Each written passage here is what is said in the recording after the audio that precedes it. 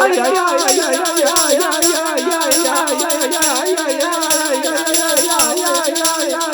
everyone, it's Anthony Fantano here, the internet's busiest music nerd, and it's time for another installment of Let's Argue, where I go over a bunch of hot takes, unpopular opinions, and tough questions that you guys send me over social media, and I respond to the smartest and most tasteful ones. Let's go! An annoying fan base doesn't make an artist any worse, and anyone that argues otherwise is just looking for an excuse to not like said artist. Radiohead, Death Grips. Yes! Yes, this is fucking true. Honestly, every friggin' artist out there has an annoying fan base. You know how I know?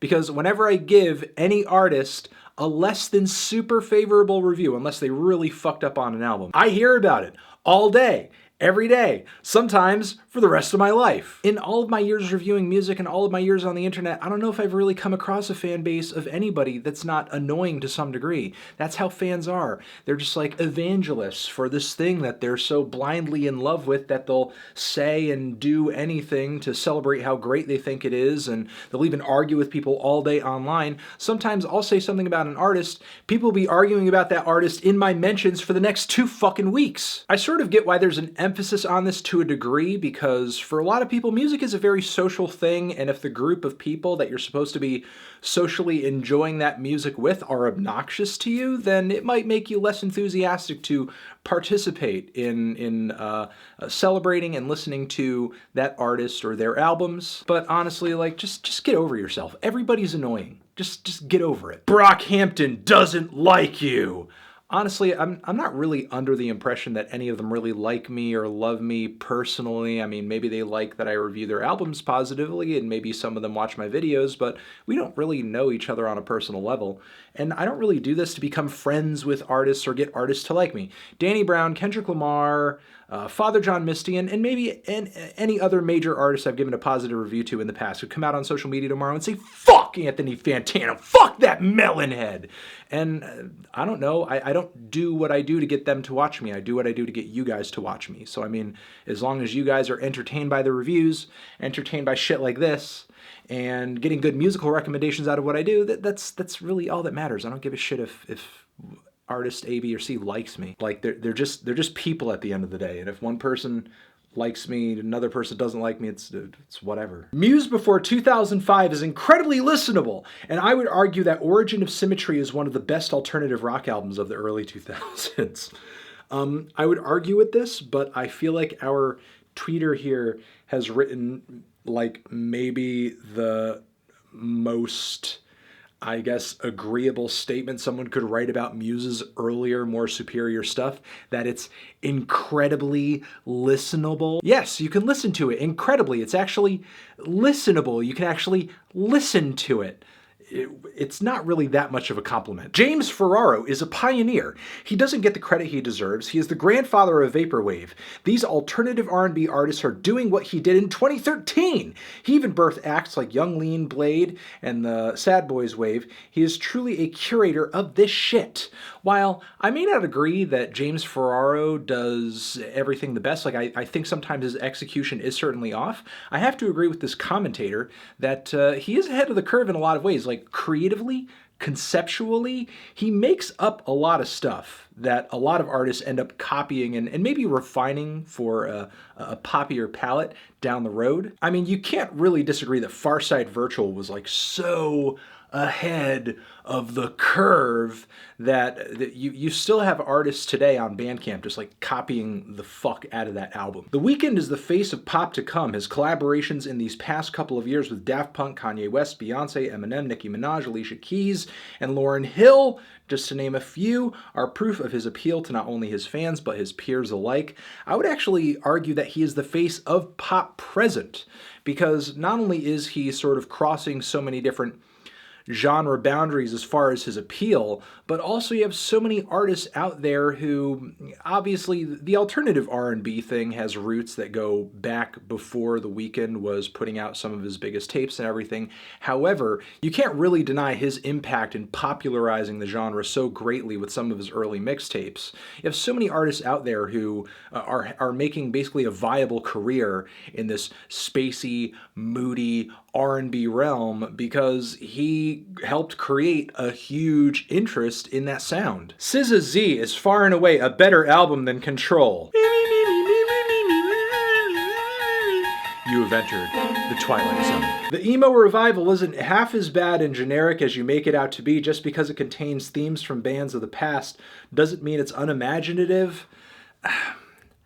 I mean, to me, that kind of does. That kind of means there's a lack of imagination, given that most of the bands that I hear today, a vast majority of the bands that I hear today, with some exceptions, many of whom kind of lie more on the screamo end of the spectrum, a lot of the bands that I hear today are just kind of copying what most of the bands before them were doing in the 2000s or in the 90s. Like, it seems like every new band today just wants to be the next American football, and we already had American football, and now American football is even back, so there's even less of a reason to be American football. To me, it's just painfully unoriginal, and honestly, the unoriginality is only one issue that I have with it. I feel like back in the day when emo was less of an established thing and these bands had to fucking fight tooth and nail to get into the mainstream and sell a lot of records, there was more of an emphasis, more of a competition, I guess, to write better, more compelling songs that would actually appeal outside of the immediate emo sphere.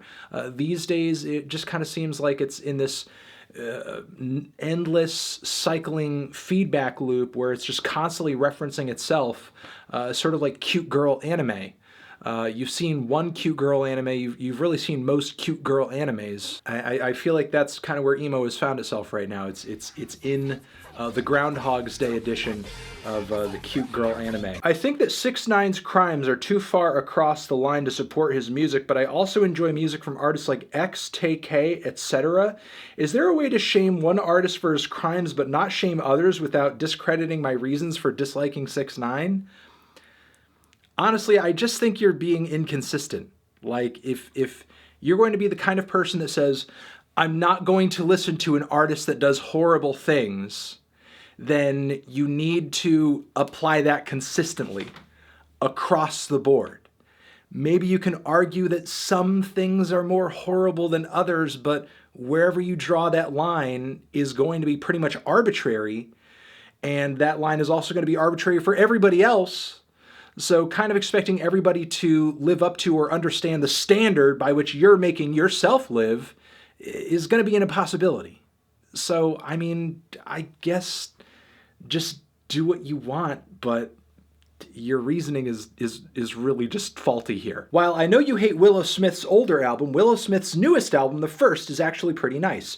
She or whoever needs to up their production game, but some of the songs made me emotional. I really like 4 of the songs on there: Israel, Boy, Warm Honey, and Contentment. I'll agree that she covered a wider breadth of styles on that album, and the songs were definitely more finished, it sounded like, than they were on her last record. Some of the tunes, to me, some of her vocal performances and some of her lyrics were just kind of a little hard to swallow. I kind of talked about that in a Why You Know review, I think, but I won't deny that there was an improvement there. There was definitely an improvement. Cherry Bomb was a messy album, but it had a lot of great ideas.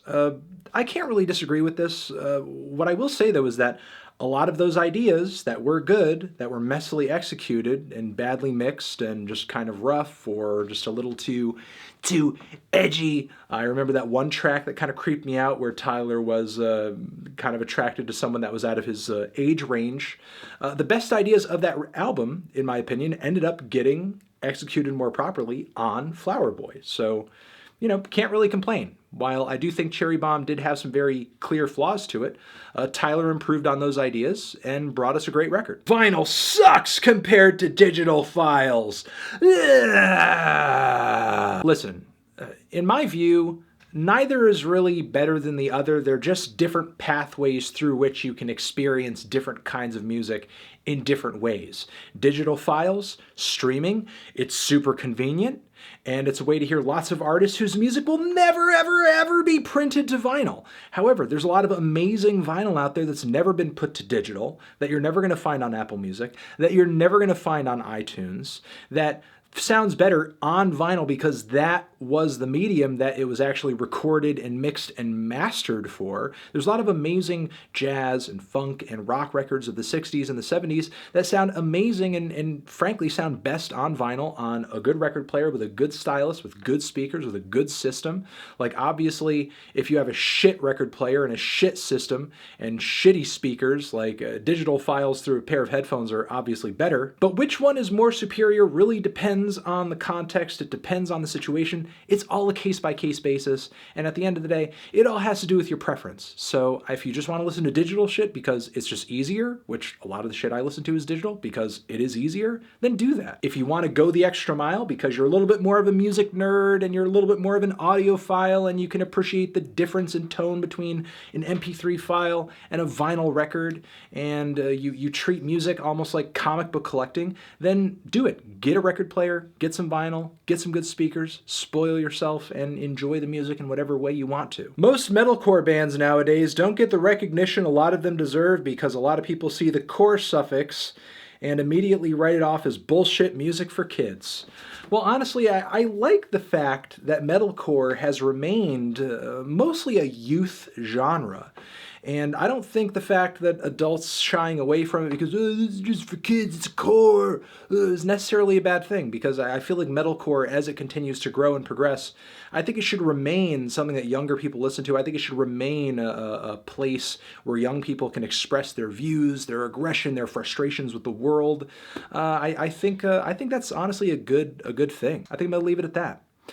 Thank you for watching this episode of Let's Argue.